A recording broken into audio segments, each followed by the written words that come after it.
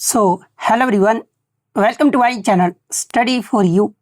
सो guys, जैसा कि आज जो आपका आरआरबी टेक्नीशियन का 6 मार्च के फर्स्ट शिफ्ट का एग्ज़ाम हो गया है दोस्तों, जिसका जो है मैं आपको बिल्कुल 100% एक्यूरेट आंसर के साथ जो है इस वीडियो में बताऊँगा। तो देख लेते हैं कि किस प्रकार की जो है आज आपके 6 मार्च के फर्स्ट शिफ्ट के एग्ज़ाम में जो है प्रश्न पूछे गए हैं। उससे पहले एक बात और दोस्तों, कि जिन्होंने भी अगर चैनल को सब्सक्राइब नहीं किया है तो रेलवे टेक्नीशियन एग्ज़ाम से रिलेटेड पल पल की अपडेट के लिए जो है चैनल को सब्सक्राइब ज़रूर कर दीजिएगा। और बगल में ही आपको एक बेल आइकन यानी घंटे का निशान भी दिख रहा होगा, तो आप उस भी जो है ज़रूर प्रेस कर दीजिएगा। तो चलिए वीडियो को स्टार्ट करते हैं। तो देखिए, बहुत सारे बच्चे अब ये कमेंट्स करेंगे कि सर क्वेश्चन जो है वो सेक्शन वाइज आ रहा है या फिर मिक्स आ रहा है। तो देखिए, मैं आपको सबसे पहले बता दूं कि क्वेश्चन जो है ना आपका सेक्शन वाइज जो वो देखने को मिल रहा है। मिक्स क्वेश्चन आपके नहीं आ रहे हैं, सेक्शन वाइज जो क्वेश्चन है वो आपको देखने को मिल रहा है। इसके अलावा मनोरंजन कुमार जो कि आपके बिहार के रहने वाले हैं, इसके अलावा नीतीश कुमार जो कि आपके बिहार के समस्तीपुर के रहने वाले हैं, पिंटू कुमार, इन सभी को जो है मैं तहे दिल से जो वो धन्यवाद कहता हूं, क्योंकि एग्ज़ाम होने के बाद जो है ना इन्होंने लगभग बहुत सारे प्रश्न जो है वो टेलीग्राम पर जो वो लिख कर भेजे हैं। तो इसी प्रकार से जब भी आपका एग्ज़ाम होता है ना, तो आप भी अपने क्वेश्चन को जो है टेलीग्राम पर जरूर भेजा कीजिएगा और अच्छे तरीके से जो वो भेजा कीजिएगा। टेलीग्राम का जो लिंक आपको डिस्क्रिप्शन में दे दिया गया है, या फिर आप टेलीग्राम पर जाकर भी जो है @study for you 450 आप सर्च कीजिएगा। वहाँ पर आप एग्ज़ाम देने के बाद भी जो है आप डायरेक्टली मैसेज जो वो कर सकते हैं। अब हम लोग देख लेते हैं कि फर्स्ट शिफ्ट में जो है आपके किस प्रकार के प्रश्न जो वो पूछे गए हैं। तो आपका पहला क्वेश्चन यहाँ पर आता है कि कैल्शियम क्लोराइड यानी CaCl2 का जो है ना आपका मोलर मास यानी मोलर द्रव्यमान कितना होता है, ये आपसे पूछा गया था। जहाँ पे इस प्रकार के जो आपके 4 ऑप्शन जो वो दिए गए थे।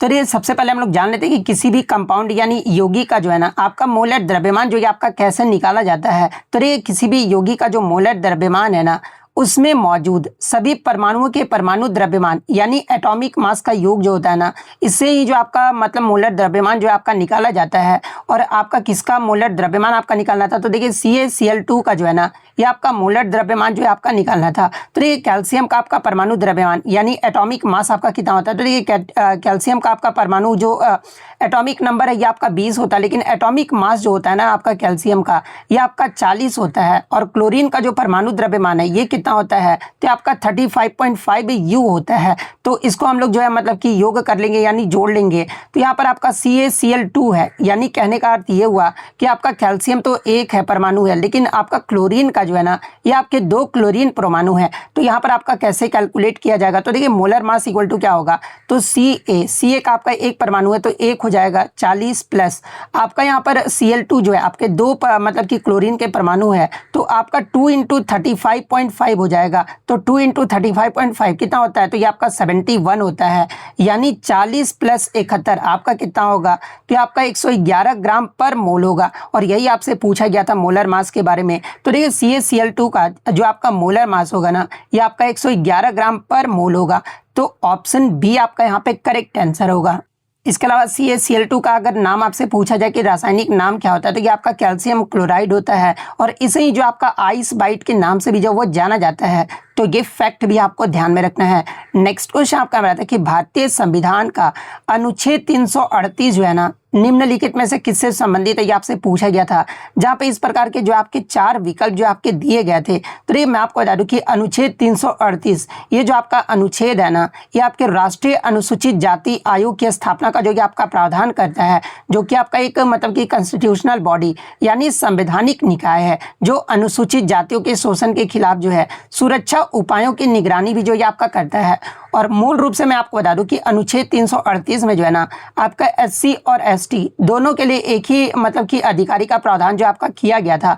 लेकिन जो आपका 89 नंबर का जो संविधान संशोधन अधिनियम हुआ था ना, जो कि आपका 2003 में हुआ था, और इसके द्वारा इसे आपका 2 भागों में जो आपका विभाजित कर दिया गया था, जिसमें अनुच्छेद 338A में जो है ना इसके तहत आपका राष्ट्रीय अनुसूचित जनजाति आयोग यानी ST की स्थापना जो आपका किया गया था। और अनुच्छेद 338B के तहत जो है ना ये आपका राष्ट्रीय पिछड़ा वर्ग आयोग यानी OBC जो आपका एनसीबीसी को जो है ना ये आपका संवैधानिक दर्जा जो आपका दिया गया था, तो ये पॉइंट भी आप ध्यान में रखिएगा। और इसके कार्य की बात कर ले तो देखिए इस आयोग का जो मुख्य कार्य है ना, ये अनुसूचित जातियों के अधिकारियों के हनन की शिकायतों की जांच करना और उनके सामाजिक आर्थिक विकास के लिए जो है ना राष्ट्रपति को जो कि आपका रिपोर्ट सौंपना है। और इसके अगर क्विक फैक्ट्स की बात कर ले तो देखिए जो आपका अनुच्छेद 338 है ना, ये आपका एससी आयोग से जो आपका संबंधित है।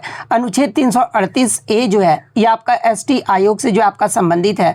अनुच्छेद 338 बी के बारे में अगर पूछा जाए तो ये आपका ओबीसी आयोग से जो आपका संबंधित है। तो अनुच्छेद 338 के बारे में पूछा गया था जो कि आपका एससी आयोग से जो आपका संबंधित है। तो ये आपका किस ऑप्शन में आपका दिया गया है, तो ये आपका ऑप्शन बी में जो आपका दिया गया है, तो ऑप्शन बी आपका करेक्ट आंसर होगा।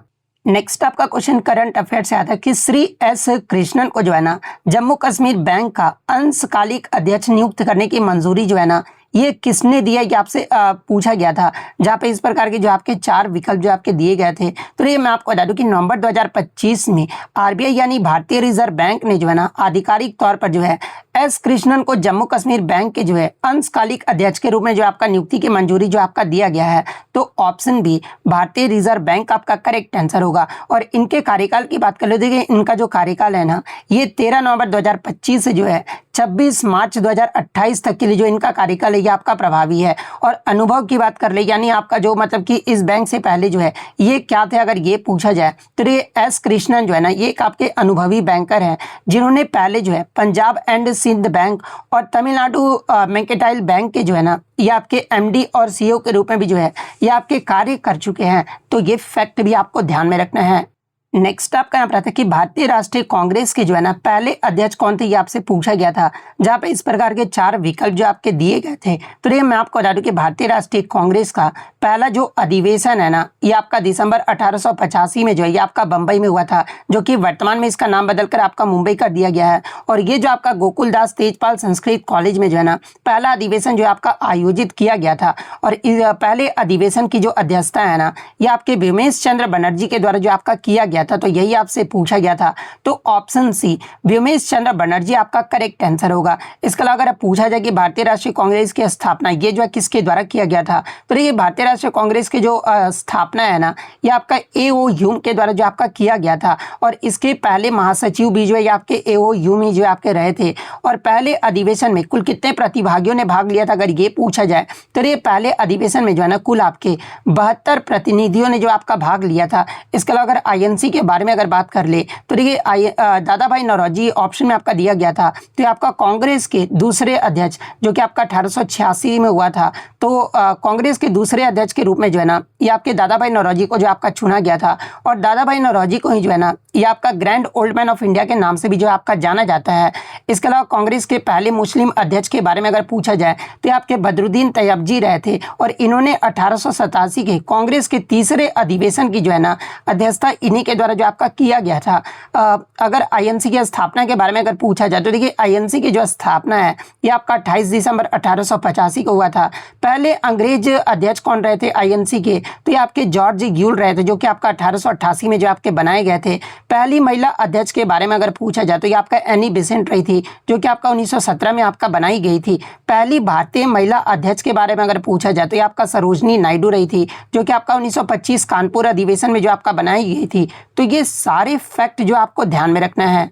देखिए इस क्वेश्चन में थोड़ा सा करेक्शन मैं आपको पहले ही बता दूं कि इसमें आपका विषय वस्तु के बारे में जो है ना आपसे पूछा गया था। तो मैं आपको जब एक्स्ट्रा फैक्ट बताऊंगा ना तो उसमें आपको आंसर जो वो देखने को मिल जाएगा। तो आप लोग कमेंट्स मत करने लगना कि सर ये प्रश्न नहीं पूछा गया था। मैंने पहले ही आपको क्लियर कर दिया कि इसमें आपका विषय वस्तु के बारे में जो आपसे पूछा गया था। जैसे कि मैंने अपने तरफ से क्वेश्चन ये लिया कि बानू मुश्ताक को उनकी किस श्रेणी के साहित्यिक कृति हार्ट लैम्प के लिए जो है ना अंतर्राष्ट्रीय बुकर पुरस्कार 2025 से जो आपका सम्मानित किया गया था। तो ये मैं आपको बता दूं कि बानू मुश्ताक अंतर्राष्ट्रीय बुकर पुरस्कार जीतने वाली जो है ना ये पहली कन्नड़ लेखिका जो है आपका बन गई है। और साथ ही हार्ट लैम्प इस प्रतिष्ठित पुरस्कार को जीतने वाला जो है ना पहला आपका लघु कथा संग्रह भी जो ये आपका बना है। तो और इसके अनुवादक के बारे में अगर पूछा जाए तो देखिए इस कृति का मूल कन्नड़ शीर्षक जो है ना ये आपके एद्या हंते हैं, जिसे अंग्रेजी में अनुवाद जो है किसके द्वारा आपका किया गया है, तो आपका दीपा भस्ती के द्वारा जो आपका किया गया था। और जो कि आपका एग्जाम में पूछा गया था कि ये जो आपका हार्ट लैम्प है ये विषय वस्तु इसका क्या रहा है।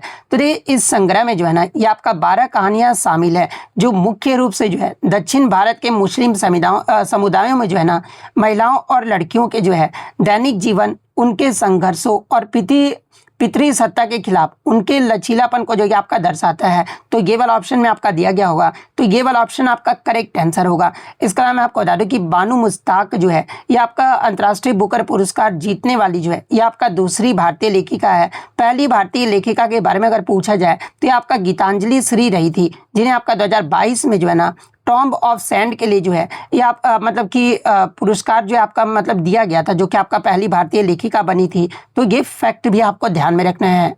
नेक्स्ट आपका यहाँ पर आता है कि ब्रिटिश संसद द्वारा ईस्ट इंडिया कंपनी के कार्यों को विनियमित यानी रेगुलेट और नियंत्रित करने के लिए जो है ना पारित किया गया पहला अधिनियम कौन सा था, ये आपसे पूछा गया था, जहाँ पे इस प्रकार के 4 विकल्प जो आपके दिए गए थे। तो देखिए मैं आपको बता दूं कि 1773 का जो आपका रेगुलेटिंग एक्ट था ना, इसी ने जो आपका ब्रिटिश सरकार द्वारा भारत में ईस्ट इंडिया कंपनी के कार्यों को नियमित और नियंत्रित करने की दिशा में जो है ये आपका अहम पहला कदम जो ये आपका उठाया गया था। और इसके माध्यम से ही जो है पहली बार कंपनी के प्रशासनिक और राजनीतिक कार्यों को मान्यता भी जो ये आपका प्रदान किया गया था। और 1773 के रेगुलेटिंग अधिनियम के तहत ही जो है ना बंगाल के गवर्नर के पद का नाम बदलकर भी जो है ये बंगाल का गवर्नर जनरल जो है आपका कर दिया गया था। और बंगाल के पहले जो आपके गवर्नर जनरल है ये किसे बनाया गया था, तो आपके वारेन हेस्टिंग जो है ये पहले गवर्नर जनरल जो है आपके बनाए गए थे। तो ये पॉइंट भी आप ध्यान में रखिएगा। और मैं आपको बता दूं कि आपका 1773 के रेगुलेटिंग एक्ट के प्रावधानों के तहत ही जो है ना 1774 में जो है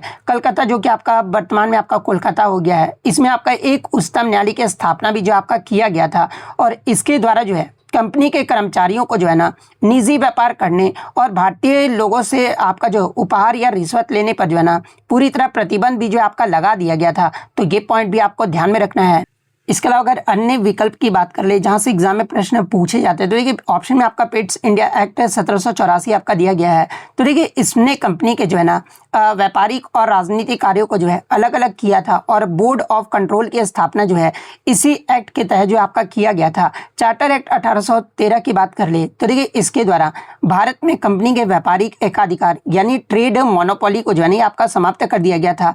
चाय और चीन के साथ व्यापार को छोड़कर जो है मतलब कि ये आपका ट्रेड मोनोपोली को जो है ये आपका समाप्त कर दिया गया था इस एक्ट के तहत। और भारत सरकार अधिनियम 1858 की बात कर ले तो ये 1857 के विद्रोह के बाद जो है ना भारत का शासन सीधे ब्रिटिश क्राउन यानी रानी के हाथों में जो है इसी अधिनियम के तहत जो है आपका चला गया था। तो ये फैक्ट भी आपको ध्यान में रखना है। तो ऑप्शन में आपका रेगुलेटिंग एक्ट 1773 दिया गया था, तो ऑप्शन बी आपका करेक्ट आंसर होगा।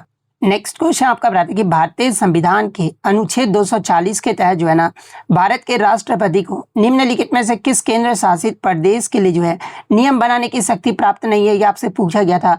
जहाँ पे इस प्रकार के 4 ऑप्शन जो आपके दिए गए थे। तो देखिए मैं आपको बता दूं कि अनुच्छेद 240 के बारे में, तो देखिए ये जो आपका अनुच्छेद है ना ये भारत के राष्ट्रपति को जो है कुछ विशिष्ट केंद्र शासित प्रदेशों में जो है शांति, प्रगति और अच्छी सरकार के लिए जो है ये आपका नियम बनाने का मतलब कि अधिकार जो आपका देता है। और इसमें शामिल प्रदेश कौन कौन से हैं, तो ये राष्ट्रपति इस शक्ति का प्रयोग केवल जो है ना आपके 5 केंद्र शासित प्रदेश के लिए जो है आपके कर सकते हैं। और वो 5 केंद्र शासित प्रदेश कौन कौन से हैं, तो देखिए अंडमान और निकोबार द्वीप समूह है, लक्षद्वीप है, दादरा और नगर हवेली तथा दमन और दीव है। इसके अलावा पुडुचेरी जो कि आपका केवल तब जब वहाँ की विधानसभा भंग हो या फिर निलंबित हो तब जो यहाँ पर आपका मतलब कि राष्ट्रपति जो है ना इस शक्ति का प्रयोग जो है आपका कर सकते हैं। और ऑप्शन में आपका चंडीगढ़ भी दिया गया था। तो देखिए चंडीगढ़ एक ऐसा आपका केंद्र शासित प्रदेश है ना जिसका उल्लेख अनुच्छेद 240 की सूची में जो है आपका नहीं किया गया है। चंडीगढ़ का प्रशासन जो है ये आपका सीधे केंद्र सरकार द्वारा जो है ना नियुक्त प्रशासक के माध्यम से जो आपका चलाया जाता है। लेकिन राष्ट्रपति के पास वहां नियम बनाने की जो है ना वह विशिष्ट जो आपका मतलब कि विधायी शक्ति जो है ये आपका नहीं है, जो कि अन्य 5 क्षेत्रों के लिए जो आपका मैंने आपको बताया कि ये 5 क्षेत्रों के लिए आपका है, लेकिन आपका चंडीगढ़ के लिए जो आपका नहीं है। तो ऑप्शन में आपका चंडीगढ़ ही जो आपका दिया गया था। तो ऑप्शन सी चंडीगढ़ आपका करेक्ट आंसर होगा। इसके अलावा मैं आपको बता दूं कि आपका पुडुचेरी के लिए जो है ना आपका विशेष मतलब शर्त है, जैसे राष्ट्रपति जो है पुडुचेरी के लिए नियम केवल तभी आपके बना सकते हैं ना जब वहाँ की विधानसभा भंग यानी डिसॉल्व हो या उसके कार्य को जो आपका निलंबित कर दिया गया हो, तब जो आपका राष्ट्रपति जो यहाँ पर आपका शक्ति जो वो कर सकते हैं, जो कि आपका पुडुचेरी के लिए आपका मतलब की शर्त है। और दिल्ली और जम्मू कश्मीर की बात कर ले तो देखिए इन केंद्र शासित प्रदेश का उल्लेख भी जो है ना अनुच्छेद 240 में आपका नहीं किया गया है। है, क्योंकि इनकी अपनी विशेष प्रशासनिक व्यवस्था और विधायी प्रावधान है। इसके अलावा शक्ति का प्रभाव की बात कर ले तो देखिए राष्ट्रपति द्वारा बनाया गया कोई भी नियम जो है ना संसद द्वारा पारित अधिनियम के समान ही जो है ये आपका प्रभावी होता है। तो ये फैक्ट भी आपको ध्यान में रखना है। नेक्स्ट आपका यहाँ पर आता है कि लूनी नदी के बारे में निम्नलिखित में से कौन सा कथन आपका सही दिया गया, ये आपसे पूछा गया था, जहाँ पे इस प्रकार के 4 विकल्प जो आपके दिए गए थे। तो देखिए मैं आपको बता दूं कि लूनी जो है ना ये भारत की उन दुर्लभ नदियों में से एक है जो किसी समुद्र या महासागर में जो है ना ये आपका नहीं गिरता है। ये आपका राजस्थान से निकलकर जो है गुजरात के कच्छ के रण के रेतीले और दलदली क्षेत्रों में जाकर जो है ना ये आपका समाप्त यानी लुप्त जो है आपका हो जाता है। और लूनी नदी के अगर उद्गम यानी ओरिजिन की बात कर ले तो ये आपका राजस्थान के अजमेर जिले में जो है ना अरावली श्रेणी के नागा पहाड़ियों से जो है आपका निकलता है। और इसे जो आपका लवणवती यानी सैलिनिटी भी जो आपका कहा जाता है, क्योंकि बालूतरा यानी बाड़मेर तक इसका जो पानी होता है ना ये आपका मीठा रहता है, लेकिन उसके बाद मिट्टी में मौजूद नमक के कारण जो इसका पानी होता है ना ये आपका खारा हो जाता है। और ये जो आपका एक मौसमी नदी यानी मतलब कि एफिमेरल रिवर है जो केवल मानसून के दौरान ही जो है आपका बहता है। और लूनी नदी की अगर लंबाई की बात करें तो लगभग इसकी जो लंबाई है ना ये 495 किलोमीटर है। लूनी नदी की सहायक नदियों की बात कर ले तो ये सुकरी हो गया, मिथड़ी हो गया, बांडी हो गया, जवाई और सागी, ये आपका लूनी नदी की सहायक नदियां हैं। और प्रवाह क्षेत्र की बात कर लेते हैं आपका राजस्थान और गुजरात जो है इसका प्रवाह क्षेत्र है। तो ये पॉइंट भी आप ध्यान में रखिएगा। तो एक ऑप्शन में लूनी नदी के बारे में आपका सही कथन ये दिया गया था कि आपका गुजरात के कच्छ के रण में जो है ना दलदल में आपका लुप्त हो जाती है। ये जो आपका सही कथन जो आपका दिया गया था, तो ऑप्शन बी आपका करेक्ट आंसर होगा।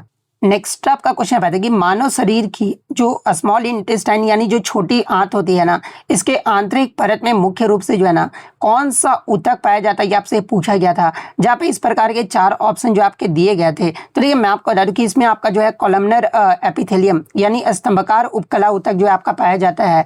और ये जो कोशिकाएं होती है ना ये आपके खंभे जैसी लंबी और संकरी होती है। और इनका केंद्रक यानी न्यूक्लियस अक्सर भी जो है ना कोशिका के आधार पर ही जो है आपका स्थित होता है। और इस ऊतक के अगर कार्य यानी फंक्शन की बात कर ले तो ये आंत में इस ऊतक का जो मुख्य कार्य है ना ये आपका एब्जॉर्प्शन यानी अवशोषण और सिक्रेशन यानी स्राव करना है। चूंकि आंत में पचे हुए भोजन का जो अवशोषण होता है इसलिए ये लंबी कोशिकाएं जो है ना इस कार्य के लिए जो है सबसे उपयुक्त जो आपका माना जाता है। और छोटी आंत में इस ऊतक की सतह पर जो है ना उंगली जैसी संरचनाएं भी होती है जिन्हें आपका विल्ली जो है आपका कहा जाता है, जो कि अवशोषण के लिए जो है सरफेस एरिया को जो है आपका बढ़ा देता है। तो ये पॉइंट भी आप ध्यान में रखिएगा। इसके अलावा अगर अन्य विकल्प की बात करें तो अन्य विकल्प में आपका क्यूबोइडिकल यानी घनाकार आपका दिया गया था। तो देखिए ये आपका मुख्य रूप से जो है ना गुर्दे की नलिकाओं और लार ग्रंथियों में जो आपका पाया जाता है।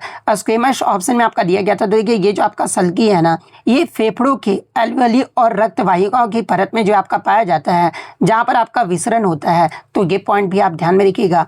यानी आपका छोटी आंत में कौन सा ऊतक पाया जाता है, तो ये आपका कॉलमनर एपिथेलियम टिश्यू यानी स्तंभकार उपकला ऊतक जो आपका पाया जाता है। तो ऑप्शन बी आपका करेक्ट आंसर होगा।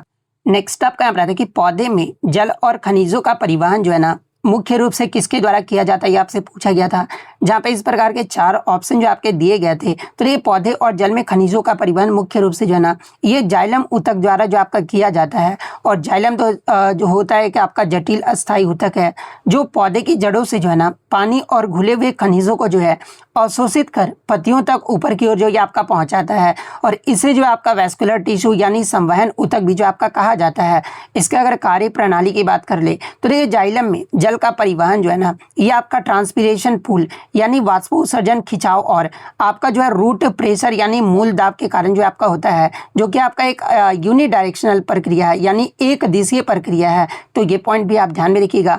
इसके अलावा अगर संरचना की बात कर ले तो ये जाइलम जो है ये 4 प्रकार की कोशिकाओं से जो आपका बना होता है। और वो 4 प्रकार की कोशिकाएं कौन कौन सी है, तो एक आपका ट्रैकेट्स है, सेकंड आपका वेजल्स यानी वाहिकाएं हैं, थर्ड आपका जो है जाइलम पैरेन्काइमा और फोर्थ आपका जो है जाइलम फाइबर्स है। ये 4 प्रकार की कोशिकाओं से जो है ना इसकी संरचना जो आपका बना हुआ है।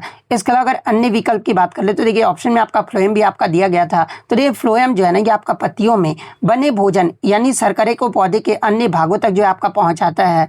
इसके अलावा स्टोमेटा यानी रंध्र की बात कर ले तो ये आपका पत्तियों की सतह पर जो है ना छोटे छिद्र होते हैं जो गैसों के आदान प्रदान और बाष्पोत्सर्जन में जो ये आपका मदद करता है। क्लोरोप्लास्ट की बात कर लेते हैं, आपका प्रकाश संश्लेषण यानी फोटोसिंथेसिस का जो है ना आपका मुख्य केंद्र होता है जहां पर आपका भोजन जो है आपका बनता है। तो ये फैक्ट भी आपको ध्यान में रखना है। तो ऑप्शन में आपका जाइलम जो आपका दिया गया था, तो ऑप्शन बी जाइलम आपका करेक्ट आंसर होगा। नेक्स्ट आपका यहाँ रहता है कि निम्नलिखित में से कौन सा नर्तक शास्त्रीय ओडिसी नृत्य शैली से आपका संबंधित है, ये आपसे पूछा गया था। जहाँ पे इस प्रकार के 4 ऑप्शन जो आपके दिए गए थे, तो ये एक ऑप्शन में आपका केलुचरण महापात्र आपका दिया गया था। तो ये गुरु केलुचरण महापात्र जो है ना, इन्हें 20वीं शताब्दी में जो है ओडिसी नृत्य के पुनरुद्धार का मुख्य श्रेय जो आपका दिया जाता है। और ये आपके उड़ीसा से जो है पद्म विभूषण जिन्हें आपका 2000 में आपका दिया गया था, और ये प्राप्त करने वाले जो है ये आपके पहले व्यक्ति भी थे, और उन्होंने उड़ीसा को आपका वैश्विक पहचान भी जो आपका दिलाया था। तो ये ओडिसी शास्त्रीय नृत्य से आपका जो संबंधित है ये आपके केलुचरण महापात्र हैं। तो ऑप्शन बी आपका यहाँ पे करेक्ट आंसर होगा। इसके अलावा अगर अन्य ऑप्शन की बात करें तो ऑप्शन में आपका बिरजू महाराज दिया गया था। तो ये आपके प्रसिद्ध कथक नर्तक हैं जो लखनऊ कालिका बिंदादीन घराने से जो है ना ये आपका संबंधित है। रुक्मणी देवी अरुणडेल की बात कर ले तो ये आपका भरतनाट्यम की प्रसिद्ध नर्तकी है, और इसे आधुनिक रूप से जो है ना मतलब कि आधुनिक रूप देने वाली जो है ये आपका प्रमुख हस्ती के रूप में भी जो इन्हें माना जाता है। झावेरी बहनी की बात कर ले तो ये आपका प्रसिद्ध मणिपुरी शास्त्रीय नृत्य से शैली से जो है ये आपका जुड़ी हुई है। और उड़ीसा के विशेषता की बात कर ले तो देखिए ओडिसी की जो विशेषता है ना, ये आपका ओडिशा राज्य का जो है प्राचीन शास्त्रीय नृत्य है जो अपनी त्रिभंग मुद्रा यानी शरीर को 3 जगह से मोड़ने के लिए जो है ना ये आपका प्रसिद्ध है। इसके अलावा ओडिसी के अन्य प्रसिद्ध कलाकार की बात कर ले तो देखिए सोनल मानसिंह हो गई, संयुक्ता पाणिग्राही हो गई, माधवी मुद्गल हो गई, सुजाता महापात्रा और निरंजन राउत, ये सारे जो आपके कलाकार हैं ना ये ओडिसी नृत्य से जो आपके संबंधित है। तो ये सारे फैक्ट जो आपको ध्यान में रखना है। नेक्स्ट आपका यहाँ रहता है कि कनेक्टिव टिश्यू यानी संयोजी ऊतक का प्राथमिक कार्य क्या होता है, ये आपसे पूछा गया था। जहाँ पे इस प्रकार के 4 विकल्प जो आपके दिए गए थे। तो ये कनेक्टिव टिश्यू यानी संयोजी ऊतक, जैसा कि आपको नाम से ही स्पष्ट है कि आपका ऊतक जो है ना शरीर के विभिन्न अंगों और अन्य ऊतकों को जो है एक दूसरे से जोड़ने और उन्हें सहारा देने और उनके स्थान पर बनाए रखने का जो कार्य है ना ये कनेक्टिव टिश्यू के द्वारा जो आपका किया जाता है। और ये आपका शरीर में सबसे प्रचुर मात्रा में और व्यापक रूप से जो आपका फैला हुआ ऊतक है। इसके उदाहरण में आपका कौन कौन सा आ जाता है, तो ये रक्त जो है ये आपका ब्लड हो गया, बोन्स हो गया, कार्टिलेज और आपका लिगामेंट जो है ना इसके जो है आपके प्रमुख उदाहरण है। और संरचनाओं की बात कर ले तो देखिए इसमें कोशिकाएं जो है ना एक आपका विस्तृत जो है आपका एक्स्ट्रा सेलुलर मैट्रिक्स में जो आपका बिखरा होता है, जो इसे मजबूती और लचीलापन भी जो ये आपका प्रदान करता है। यानी आपका संयोजी ऊतक का जो है आपका प्राथमिक जो कार्य होता है ना ये शरीर के अंगों का सहारा देना और उन्हें आपस में जोड़ना, ये जो इसका प्राथमिक कार्य होता है। तो ऑप्शन ए आपका करेक्ट आंसर होगा। इसके अलावा अगर अन्य ऑप्शन की बात कर ले तो देखिए मस्कुलर टिश्यू यानी मांसपेशी ऊतक जो है ना ये आपके संकुचक और गति यानी मूवमेंट के लिए जो आपका जिम्मेदार होता है। एपिथेलियल टिश्यू यानी उपकला ऊतक की बात कर ले तो ये आपका शरीर की बाहरी और आंतरिक सतहों पर जो है ना सुरक्षात्मक आवरण जो है आपका बनाता है। नर्वस टिश्यू यानी तंत्रिका ऊतक की बात कर ले तो ये आपका संदेशों और आवेगों यानी इम्पल्सेस के संचार का कार्य जो है ना ये आपके नर्वस टिश्यू के द्वारा जो आपका किया जाता है। तो ये फैक्ट भी आपको ध्यान में रखना है। नेक्स्ट आपका यहाँ रहता है कि आवर्त सारणी में बी किसका रासायनिक तत्व का प्रतीक है, ये आपसे पूछा गया था।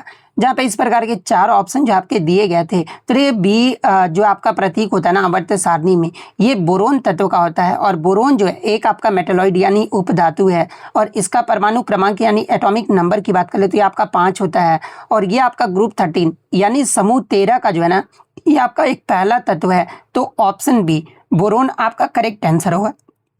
अक्सर मैं आपको बता दूं कि कैंडिडेट जो है ना मतलब कि बी से शुरू होने वाले तत्व से जो आपका भ्रमित हो जाते हैं, जैसे कि बेरिलियम में आपका कंफ्यूज हो जाते हैं। बेरिलियम का जो प्रतीक होता है ना ये आपका बी होता है, और बेरिलियम का जो परमाणु क्रमांक है ये आपका 4 होता है। बेरियम का जो मतलब प्रतीक होता है ना ये आपका Ba होता है, और बेरियम का जो आपका मतलब परमाणु क्रमांक है ये आपका 56 होता है। ब्रोमीन का जो प्रतीक है ये आपका Br होता है, और इसका जो परमाणु क्रमांक है ये आपका 35 होता है। इसके अलावा बोरोन का उपयोग की बात कर ले तो देखिए बोरोन का जो मुख्य रूप से उपयोग है ना, ये कांच उद्योग यानी बोरोसिलिकेट ग्लास हो गया, कृषि में यानी सूक्ष्म पोषक तत्व के रूप में, और परमाणु रिएक्टरों में जो है न्यूट्रॉन अवशोषक के रूप में जो है ना, ये बोरोन का उपयोग जो आपका किया जाता है। और इसके अगर भौतिक गुण की बात कर ले तो ये आपका प्रकृति में शुद्ध रूप से आपका नहीं पाया जाता है और ये बहुत ही कठोर तथा उच्च गलनांक वाला तत्व होता है। तो ये फैक्ट भी आपको ध्यान में रखना है। नेक्स्ट आपका यहाँ पर आता है कि विद्युत परिपथ आरेख में परिवर्ती प्रतिरोध यानी वेरिएबल रेजिस्टेंस या फिर रियोस्टेट का जो है ना, ये किस चिन्ह यानी सिंबल द्वारा दर्शाया जाता है, ये आपसे पूछा गया था।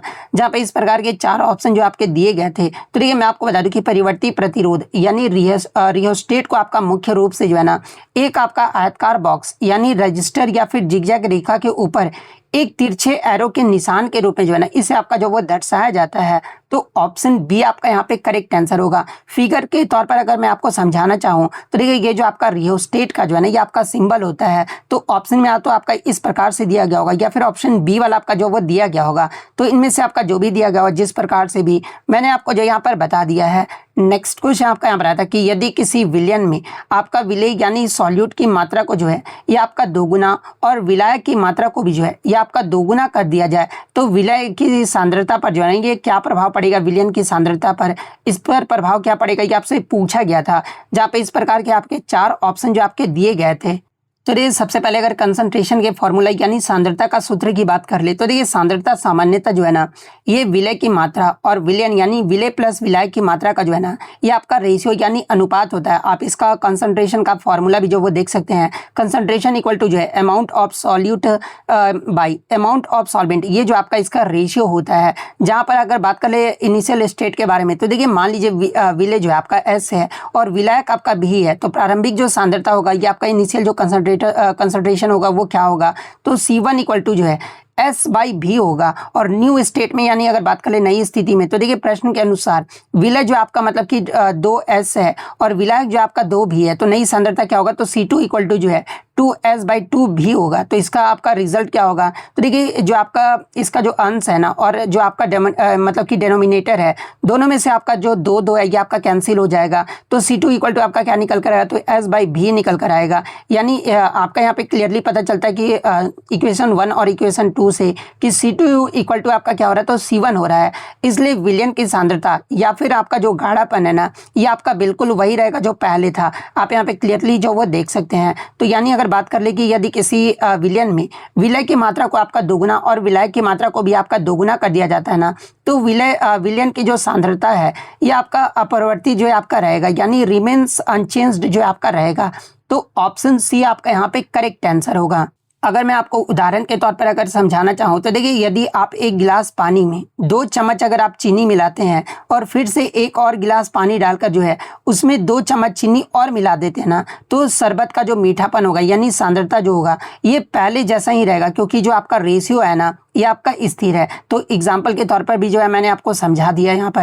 नेक्स्ट क्वेश्चन आपका रहा था कि मानव कान के बाहरी भाग जिसे आपका पिन्ना कहा जाता है और नाक की नोक के मुख्य रूप से जो है ना कौन सा लचीला संयोजी ऊतक पाया जाता है, ये आपसे पूछा गया था। जहाँ पे इस प्रकार के 4 ऑप्शन जो आपके दिए गए थे। तो देखिए मैं आपको बता दूं कि इसमें आपका जो है ना आपका कार्टिलेज यानी उपास्थि जो आपका पाया जाता है, जो कि आपका एक विशेष प्रकार का जो है ना एक आपका कनेक्टिव टिश्यू यानी संयोजी ऊतक होता है, जो हड्डियों की तुलना में जो है बहुत ही अधिक आपका लचीला होता है। और यह जो आपका मतलब कि कोशिकाओं और एक ठोस मैट्रिक्स से जो है ना ये आपका बना होता है। और कान में भूमिका इसकी क्या होती है, तो देखिए हमारे बाहरी कान जिसे आपका पिन्ना कहा जाता है, इसमें आपका इलास्टिक कार्टिलेज जो आपका पाया जाता है। और यही कारण है कि हम अपने कान को भी जो है ना कि आपका मोड़ सकते हैं और छोड़ने पर वापस अपने आकार में भी जो ये आपका आ जाता है। और ये कान को जो है ये आपका निश्चित ढांचा भी जो आपका प्रदान करता है, लेकिन उसे टूटने से भी जो है ना ये आपका बचाता है। और अन्य स्थान की बात कर ले तो देखिए ये आपका नाक की नोक और श्वासन नली यानी ट्रैकिया और हड्डियों के जोड़ों के सिरों पर भी जो है ये आपका पाया जाता है, ताकि घर्षण भी जो है आपका कम हो सके। यानी आपका जो है मतलब कि मानव कान के बाहरी भाग पिन्ना पर आपका कौन सा लचीला संयोजी ऊतक आपका पाया जाता है, तो ये आपका कार्टिलेज या उपास्थि जो आपका पाया जाता है। तो ऑप्शन बी आपका करेक्ट आंसर होगा। इसके अलावा अगर अन्य विकल्प की बात कर ले तो ऑप्शन में आपका बोन्स यानी अस्थि जो आपका दिया गया था, तो देखिए ये जो आपका अस्थि होता है ये आपका कठोर होता है और मुड़ जो है ये आपका नहीं सकता है। टेंडन की बात कर लेते हैं आपका मांसपेशियों को हड्डियों से जो आपका जोड़ता है। लिगामेंट की बात कर लेते हैं आपका हड्डियों को जो है ना दूसरी हड्डियों से जो आपका जोड़ता है। तो ये फैक्ट भी आपको ध्यान में रखना है। नेक्स्ट आपका यहाँ बताता है कि जब किसी वस्तु को पानी या किसी अन्य द्रव्य में आपका डुबोया जाता है ना, तो निम्नलिखित में से किसमें कमी महसूस होती है आपसे पूछा गया था। जहाँ पे इस प्रकार के 4 ऑप्शन जो आपके दिए गए थे। तो देखिए मैं आपको बता दूं कि जब किसी वस्तु को पानी में आपका डुबोया जाता है ना, तो पानी पर उस पर ऊपर की ओर जो आपका एक बल लगता है और इसी बल को जो है ना ये आपका बियॉन्ड फोर्स यानी आपका जो है आपका उत्प्लावन बल जो है आपका कहा जाता है। और इससे ऊपर की ओर लगने वाले बल के कारण जो है ना वस्तु का भार जो है ये आपका कम महसूस होता है और इसी वस्तु का जो आभासी भार यानी अपरेंट वेट भी जो है ना ये आपका कहा जाता है। आभासी भार इक्वल टू का सूत्र क्या होता है, आभासी भार का यानी अपरेंट वेट का सूत्र क्या होता है, तो आपका वास्तविक भार माइनस उत्प्लावन बल, ये जो इसका सूत्र होता है। और मास और वेट के बनाम अगर बात कर ले, कंपैरिजन की बात कर ले, तो देखिए ये ध्यान रखना आपको महत्वपूर्ण है ना कि वस्तु का जो द्रव्यमान है ये कभी भी आपका नहीं बदलता है, चाहे वह पानी में हो या फिर हवा में हो, क्योंकि द्रव्यमान पदार्थ की मात्रा है। केवल भार ही जो है ना यानी गुरुत्वाकर्षण और उत्प्लावन का जो परिणाम में जो है ये आपका कमी जो वो देखने को मिलता है। और आर्किमिडीज के सिद्धांत के अनुसार किसी वस्तु के भार में होने वाली ये जो आपका कमी है ना उस वस्तु द्वारा हटाए गए पानी के भार के भी जो है ये आपका बराबर होता है। यानी एग्जाम्पल के तौर पर अगर मैं आपको समझाना चाहूँ तो देखिए कुएं से पानी खींचते समय जब तक बाल्टी मतलब कि जब तक बाल्टी पानी के अंदर रहती है ना तो आपका हल्की जो है आपका महसूस होता है और जैसे ही वो आपका पानी बाहर से मतलब पानी से बाहर आती है ना वो भारी जो आपको लगने लगता है, क्योंकि पानी द्वारा लगाया जा रहा जो आपका उत्प्लावन बल है ना ये आपका खत्म हो जाता है। तो ये जो रहा आपका इसका एग्जाम्पल रहा। यानी अगर क्वेश्चन के अकॉर्डिंग बात कर ले कि जब किसी वस्तु को पानी या किसी अन्य द्रव्य में आपका डुबाया जाता है तो किसमें कमी महसूस होती है, तो वस्तु के आभासी भार में जो है ना ये आपका कमी जो है आपका महसूस होता है। तो option B apparent weight of the object आपका करेक्ट आंसर होगा। नेक्स्ट क्वेश्चन आपका यहाँ था कि होमोलीजियस सीरीज यानी सजातीय श्रेणी के संबंध में जो है ना निम्नलिखित में से कौन सा कथन आपका सही दिया गया ये आपसे पूछा गया था। जहाँ पे 2 कथन आपके जो वो दिए गए थे और वो 2 कथन कौन कौन से, तो देखिए पहला कथन आपका दिया गया था कि होमोलीजियस सीरीज यानी सजातीय श्रेणी में जो है ना 2 क्रमागत सदस्यों के बीच जो है CS2 समूह का जो है आपका अंतर होता है, आपका पहला कथन दिया गया था।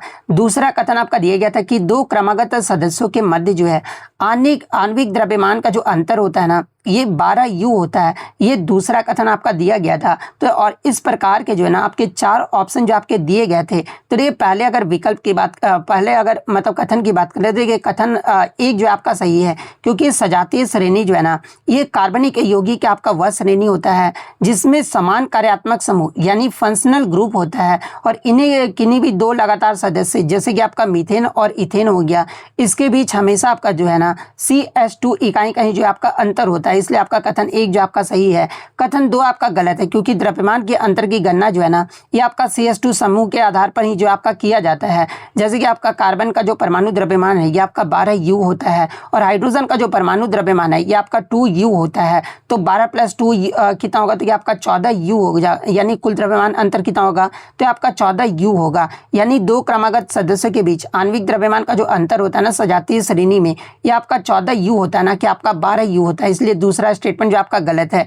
और मतलब कि समान रासायनिक गुण इसमें होता है, जैसे कि इस श्रेणी के सभी सदस्यों के रासायनिक गुण जो है ना आपके समान होते हैं, क्योंकि उनमें कार्यात्मक समूह जो है एक ही आपका जो वो होता है। और भौतिक गुण की बात कर ले तो ये आपका जो है जैसे जैसे आणविक द्रव्यमान आपका बढ़ता है उसका जो बॉइलिंग पॉइंट और आपका मेल्टिंग पॉइंट जैसे भौतिक गुणों में भी जो है ना ये आपका क्रमिक वृद्धि भी जो है आपका देखा जाता है। तो ये पॉइंट भी आप ध्यान में रखिएगा। उदाहरण के तौर पर अगर बात कर लेते हो कि एल्केन श्रेणी में आपका जैसे कि मीथेन हो गया, इथेन हो गया, प्रोपेन हो गया, या आपके प्रत्येक सदस्य जो है ना अगले CH2 और 14U द्रव्यमान से जो है ये आपके भिन्न है। और सामान्य सूत्र की बात कर ले तो ये प्रत्येक सजातीय श्रेणी का एक ही सामान्य सूत्र होता है, ये आपका क्या होता है, तो CnH2n+2 ये जो है इसका सूत्र होता है। तो ये फैक्ट भी आपको ध्यान में रखना है। तो इसमें आपका सिर्फ एक ही स्टेटमेंट जो आपका सही दिया गया था, तो ऑप्शन ए केवल 1 आपका यहाँ पे करेक्ट आंसर होगा। नेक्स्ट आपका यहाँ पर आता है कि यदि कोई वस्तु एक समान त्वरण यानी यूनिफॉर्म एक्सेलरेशन के साथ आपका गति कर रहा है तो उसका जो वेग समय ग्राफ जो है ना ये कैसा दिखाई देगा, ये आपसे पूछा गया था। जहाँ पे इस प्रकार के जो आपके चार विकल्प जो आपके दिए गए थे, तो देखिए मैं आपको बता दूं कि यूनिफॉर्म एक्सेलरेशन इसका अर्थ ये हुआ ना कि वस्तु का वेग समान समय अंतराल में जो है समान रूप से जो है आपका बढ़ रहा है। और गणितीय रूप में अगर बात करें तो भी जो आपका डायरेक्टली प्रोपोर्शनल टू टी होता है, यानी इसलिए ग्राफ हमेशा जो है ना एक आपका सीधी रेखा यानी स्ट्रेट लाइन होगा जिसका स्लोप भी जो होगा यानी जो ढाल होगा ये भी आपका जो वो स्थिर रहेगा। और विकल्पों के अगर विश्लेषण की बात कर ले तो ये समय अक्ष के समानांतर ये जो आपका तब होता है ना जब आपका एक्सेलरेशन यानी त्वरण जो ये आपका शून्य होता है नियत वेग में। इसके अलावा झुकी हुई सीधी रेखा ऑप्शन बी में आपका दिया गया था, तो ये आपका एक समान त्वरण को जो आपका दर्शाता है, जो कि आपका सही उत्तर जो आपका दिया गया था। परवलय या वक्र की बात कर ले तो ये जो आपका नॉन यूनिफॉर्म एक्सेलरेशन यानी एक असमान त्वरण को जो आपका दर्शाता है जहाँ वेग बढ़ने की दर से जो आपका स्थिर नहीं होता है। ऊर्ध्वाधर रेखा ऑप्शन डी में आपका दिया गया था, तो देखिए ये आपका भौतिक रूप से आपका असंभव है क्योंकि इसका मतलब होगा कि एक ही समय पर वस्तु के अनंत वेग होंगे। और वेग समय ग्राफ का जो स्लोप होता है यानी ढाल जो होता है हमें आपको क्या देता है, तो ये आपका एक्सेलरेशन यानी त्वरण जो आपका देता है। और वेग समय ग्राफ के नीचे का जो क्षेत्रफल होता है ना यानी एरिया जो होता है यह हमें वस्तु का जो है आपका द्वारा तय किया गया एक आपका डिस्प्लेसमेंट यानी विस्थापन जो आपका देता है। तो ये फैक्ट भी आपको ध्यान में रखना है। यानी अगर क्वेश्चन के अकॉर्डिंग बात कर ले कि आपका जो कोई वस्तु एक समान त्वरण के साथ गति कर रहा है तो उसका वेग समय ग्राफ जो है आपका कैसा दिखाई देगा, तो ये आपका मूल बिंदु से गुजरने वाली एक सीधी झुकी हुई रेखा में जो आपका दिखाई देगा। तो ऑप्शन बी आपका यहाँ पे करेक्ट आंसर होगा। नेक्स्ट आपका यहाँ रहता है कि एक कन्वेक्स लेंस यानी उत्तल लेंस द्वारा एक वास्तविक और उल्टा प्रतिबिंब प्राप्त करने के लिए जो है ना वस्तु को मुख्य अक्ष यानी प्रिंसिपल एक्सिस के सापेक्ष जो है ये कहाँ रखा जाना चाहिए आपसे पूछा गया था। जहाँ पे इस प्रकार के चार विकल्प जो आपके दिए गए थे, तो देखिए मैं आपको बता दूं कि साइन कन्वेंशन के अनुसार जो है ना वस्तु को हमेशा जो है मुख्य अक्ष के ऊपर और लेंस के बाईं ओर जो आपका रखा जाता है, क्योंकि मुख्य अक्ष के ऊपर ऊंचाई का जो धनात्मक जो है ना ये आपका मतलब कि जो मुख्य अक्ष के ऊपर की जो ऊंचाई होता है इसे आपका धनात्मक जो आपका माना जाता है। और वास्तविक प्रतिबिंब जो आपका उत्तल लेंस में कैसे बनता है, तो देखिए जब वस्तु को आपका फोकस f1 से परे जैसे कि आपका 2f1 और या फिर f1 और 2f1 के बीच या फिर अनंत पर रखा जाता है ना, तो प्रकाश की किरणें जो है लेंस की दूसरी और वास्तव में जो आपका मिलती है और एक का वास्तविक प्रतिबिंब जो आपका बनाता है। और उल्टा प्रतिबिंब कब बनता है, तो देखिए वास्तविक प्रतिबिंब हमेशा जो है ना मुख्य अक्ष के नीचे बनता है जिसे आपका ऋणात्मक ऊंचाई के रूप में भी जो है आपका मापा जाता है। और यदि वस्तु को आपका फोकस और प्रकाशिक केंद्र यानी ओप के बीच आपका रखा जाए ना, तो प्रतिबिंब आभासी यानी वर्चुअल सीधा और बड़ा जो है आपका बनता है। यानी इससे आपका कंक्लूजन यानी निष्कर्ष क्या निकल कर आ रहा है, तो देखिए वास्तविक प्रतिबिंब प्राप्त करने के लिए जो है ना वस्तु को मुख्य अक्ष के ऊपर यानी धनात्मक दिशा जो है आपका रखा जाता है, जबकि प्राप्त होने वाला वास्तविक प्रतिबिंब हमेशा जो है ना मुख्य अक्ष के नीचे यानी ऋणात्मक दिशा और उल्टा जो है आपका होता है। तो क्वेश्चन में आपसे ये पूछा गया था कि उत्तल लेंस में एक वास्तविक और उल्टा प्रतिबिंब प्राप्त करने के लिए वस्तु को मुख्य अक्ष के सापेक्ष कहाँ रखा जाना चाहिए, तो इसे जो आपका धनात्मक मुख्य अक्ष के ऊपर जो आपका रखा जाना चाहिए। तो ऑप्शन ए आपका करेक्ट आंसर होगा। नेक्स्ट आपका यहाँ पर है कि दो पिंडों के बीच कार्य करने वाला गुरुत्वाकर्षण बल यानी ग्रेविटेशनल फोर्स मुख्य रूप से जो है ना किन कारकों पर आपका निर्भर करता है, ये आपसे पूछा गया था। जहाँ पे इस प्रकार के चार विकल्प जो आपके दिए गए थे, तो ये न्यूटन के गुरुत्वाकर्षण नियम के अनुसार दो पिंडों के बीच लगने वाला जो आपका आकर्षण बल होता है ना, इसका सूत्र क्या होता है, तो F इक्वल टू जो है Gm1 इंटू m2/r² होता है। जहाँ पर गुरुत्वाकर्षण बल जो है ना दोनों पिंडों के जो है आपके द्रव्यमान यानी गुणनफल के जो है ये आपका डायरेक्टली प्रोपोर्शनल होता है। यानी द्रव्यमान आपका जितना अधिक होगा गुरुत्वाकर्षण बल उतना ही जो है आपका प्रबल होगा। इसके अलावा आपका ये आपका दूरी पर भी आपका निर्भर करता है। यानी यह जो बल है ना ये पिंडों के केंद्रों के बीच दूरी के वर्ग का जो है ये आपका इन्वर्सली प्रोपोर्शनल यानी व्युत्क्रम अनुपाती होता है। आप यहाँ पे क्लियरली देख सकते हैं। और इसका अर्थ ये हुआ कि यदि दूरी को आपका दोगुना कर दिया जाना तो बल घटकर जो है 1/4 जो ये आपका रह जाएगा। और जो आपका जी जो आपका ग्रेविटेशनल कांस्टेंट होता है यानी सार्वत्रिक जो स्थिरांक होता है ना ये आपका इस पूरे ब्रह्मांड पर इसका जो मान होता है ना ये आपका समान रहता है। तो यानी क्वेश्चन के अकॉर्डिंग अगर बात कर ले कि दो पिंडों के बीच कार्य करने वाला गुरुत्वाकर्षण बल मुख्य रूप से जो है ना किन कारकों पर आपका निर्भर करता है, तो ये आपका द्रव्यमान और दूरी दोनों पर जो आपका निर्भर करता है। तो ऑप्शन सी आपका करेक्ट आंसर होगा। नेक्स्ट आपका क्वेश्चन है पता है कि वह प्रक्रम क्या कहलाता है जिसमें एक जनक कोशिका यानी पेरेंट सेल जो है दो बराबर संतति कोशिकाओं में आपके विभाजित हो जाते हैं, इसे प्रक्रम को क्या कहा जाता है, ये आपसे पूछा गया था। जहाँ पे इस प्रकार के 4 ऑप्शन जो वो दिए गए थे, तो इस प्रक्रम को जो है ना मैं आपको बता दूं कि बाइनरी फिजन यानी द्विखंडन जो आपका कहा जाता है, क्योंकि ये जो आपका द्विखंडन होता है ये आपका एक अलैंगिक जनन यानी असेक्सुअल रिप्रोडक्शन की एक विधि है जो मुख्य रूप से जो है एक कोशिकीय जीव जैसे अमीबा और बैक्टीरिया में जो आपका पाया जाता है। और बाइनरी का अर्थ आपका 2 और फिजन का जो अर्थ होता है ना ये आपका टूटना होता है। और प्रक्रिया की बात कर ले तो इस प्रक्रम में सबसे पहले कोशिका का जो केंद्रक यानी न्यूक्लियस जो है ना ये लंबा होकर 2 भागों में आपका बढ़ता है और फिर कोशिका द्रव्य यानी साइटोप्लाज्म में विभाजित होकर जो है ना 2 अलग अलग स्वतंत्र और समान आकार की कोशिकाओं भी जो है ये आपका बना लेता है। तो ये पॉइंट भी आप ध्यान में रखिएगा। इसके अलावा अन्य ऑप्शन की बात कर ले तो अन्य ऑप्शन में आपका मल्टीपल फिजन यानी बहुविखंडन दिया गया था।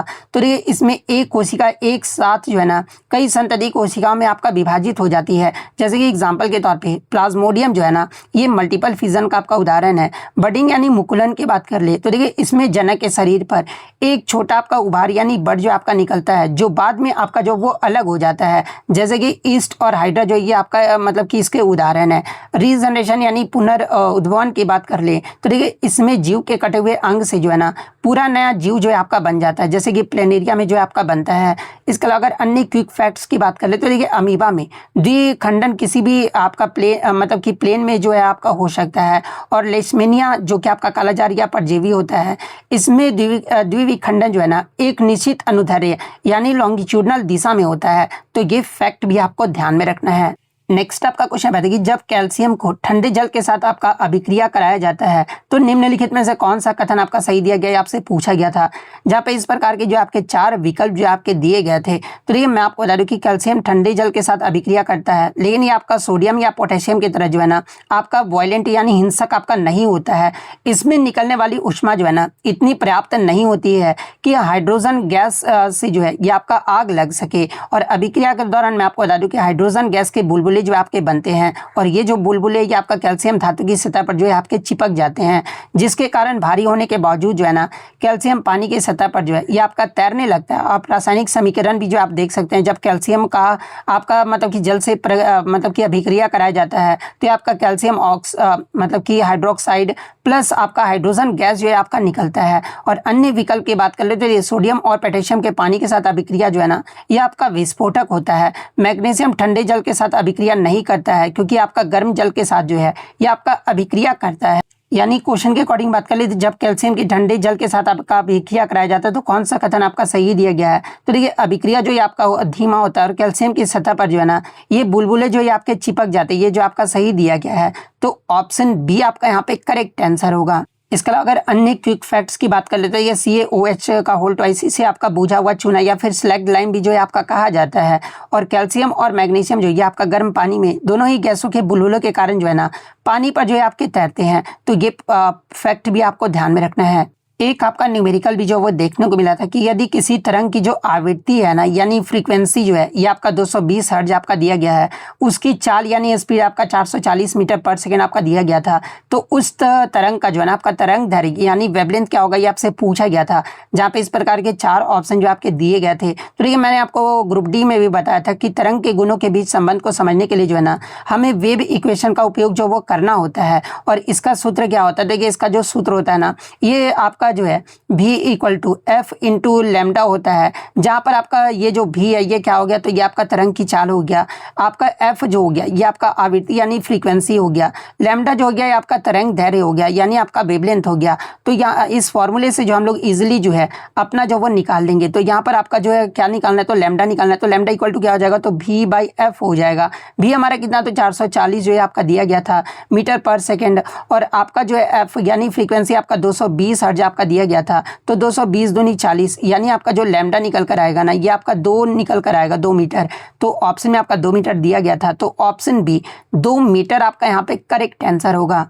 एक क्वेश्चन आपका करंट अफेयर से देखने को मिला था कि हॉकआई 360 तकनीक के लिए जो है ना हाल ही में हुआ $131 मिलियन का रक्षा समझौता जो है किन दो देशों के मध्य हुआ, ये आपसे पूछा गया था, जहाँ पे इस प्रकार के 4 विकल्प जो आपके दिए गए थे। तो देखिए मैं आपको बता दूं कि हॉकाई 360 तकनीक का जो समझौता है ना, ये आपका अमेरिका और भारत के मध्य जो ये आपका हुआ है। और इस समझौते से जुड़ी अगर मुख्य बातों की बात कर ले तो देखिए ये जो आपका $131 मिलियन की जो है ना, ये आपका रक्षा डील है, जिसके तहत अमेरिका भारत को जो है अपनी उन्नत सैटेलाइट आधारित निगरानी तकनीक जो है ये आपका प्रदान करेगा। और इसका उद्देश्य क्या है, तो देखिए इस तकनीक का जो उपयोग है ना, ये आपका इंडो पैसिफिक यानी हिंद प्रशांत क्षेत्र में जो है समुद्री सुरक्षा को मजबूत करने और डार्क शिप्स का पता लगाने के लिए भी जो है ना, इसका उपयोग जो है आपका किया जाएगा। और महत्व की बात कर ले तो ये आपका समझौता जो है भारत की समुद्री डोमेन जागरूकता को बढ़ाएगा और हिंद महासागर क्षेत्र में जो है ना अवैध गतिविधियों जैसे कि तस्करी, अवैध मछली पकड़ना पर नजर रखने में जो है आपका मदद करेगा। और इसके अगर नोट की बात करें तो देखिए हॉकाई 360 जो है ना, ये आपका वर्जीनिया यूएसए में स्थित एक कंपनी है जो रेडियो फ्रीक्वेंसी डेटा और एनालिटिक्स प्रदान जो है आपका करता है। इसके अलावा मैं आपको बता दूं कि अन्य संदर्भ में अगर बात कर ले तो देखिए ऑपरेशन हॉकाई के बारे में अगर आपसे पूछा जाए ना, तो देखिए ऑपरेशन हॉकाई के बारे में अगर आपसे क्वेश्चन में पूछा जाए तो आपका दिसंबर 2025 में जो है अमेरिका द्वारा सीरिया में आईएस के खिलाफ की गई जो है ना सैन्य जवाबी कार्रवाई था। लेकिन तकनीकी रक्षा समझौते के बारे में आपसे पूछा गया था जो कि भारत और अमेरिका के बीच हुआ था। तो ऑप्शन बी भारत और अमेरिका आपका करेक्ट आंसर होगा। नेक्स्ट आपका क्वेश्चन पता है कि प्लांट सेल यानी पादप कोशिकाओं में जो है ना सेल वाली यानी कोशिका भित्ति का सबसे प्रमुख कार्य क्या होता है, ये आपसे पूछा गया था, जहाँ पे इस प्रकार के 4 ऑप्शन जो आपके दिए गए थे। तो देखिए मैं आपको बता दूं कि पादप कोशिका भित्ति मुख्य रूप से जो है ना आपका सेलुलोज नामक जटिल कार्बोहाइड्रेट से जो है आपका बना होता है। और ये कोशिका को जो है एक आपका निश्चित आकार यानी शेप और रिजिडिटी यानी कठोरता जो है आपका प्रदान करता है, जिससे पौधे जो है आपका सीधे खड़े जो है आपके रह पाते हैं। इसके अलावा ये कोशिका को जो है बाहरी झटकों, तापमान में परिवर्तन, तेज हवाओं और वायुमंडलीय नमी जैसे पर्यावरणीय तनाव से भी जो है आपका बचाता है। क्योंकि पौधे जल नहीं सकते, मतलब कि चल नहीं सकते हैं, इसलिए उन्हें जो है ना आपका आंतरिक सुरक्षा कवच भी आंतरिक सुरक्षा कवच भी जो है आपका आवश्यक होता है। और जब कोशिका में पानी आपका भर जाता है ना, तो कोशिका भित्ति उसे आपका फटने से जो है आपका बचाता है। और ये कोशिका के अंदर और बाहर के दबाव को भी जो है ये आपका संतुलित रखता है। और ये पूरी तरह से मैं आपको बता दूं कि फुल्ली परमिएबल होता है, यानी आपका जो है परागम्य होता है, जिसमें पानी और खनिज लवण जो है ना आसानी से जो है आपका आर पार जो है आपके जा सकते हैं। यानी पादप कोशिकाओं में कोशिका भित्ति का जो सबसे प्रमुख कार्य होता है ना, ये कोशिका को संरचनात्मक सहायता और सुरक्षा प्रदान करना, इसका जो है सबसे प्रमुख कार्य होता है। तो ऑप्शन बी आपका यहाँ पे करेक्ट आंसर होगा। इसके अलावा अगर अन्य विकल्प की बात कर ले तो देखिए ऊर्जा प्रदान करना, ये जो आपका कार्य जो होता है ये माइटोकॉन्ड्रिया का होता है। भोजन का पाचन, ये जो कार्य होता है ये आपका लाइसोसोम या फिर आपका वैक्यूल्स यानी रिक्तिकाओं से जो है आपका संबंधित है। आनुवांशिक जानकारी, ये जो आपका न्यूक्लियस यानी ये जो कार्य ये आपका केंद्रक और डीएनए का होता है। तो ये फैक्ट भी आपको ध्यान में रखना है।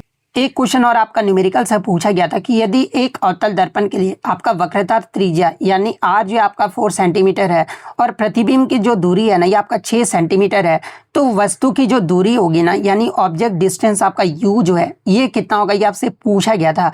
जहाँ पे इस प्रकार के 4 विकल्प जो आपके दिए गए थे। तो देखिए मैं आपको बता दूं कि फोकस दूरी हम लोग कैसे ज्ञात करते हैं। तो देखिए आपका दर्पण की फोकस दूरी आपका क्या होता है, तो F = R/2 होता है। रेडियस आपका कितना दिया गया था, तो 4 दिया गया था। तो 4/2 कितना होगा, तो ये आपका 2 सेंटीमीटर जो है ये आपका फोकल लेंथ जो आपका निकल कर आ जाएगा।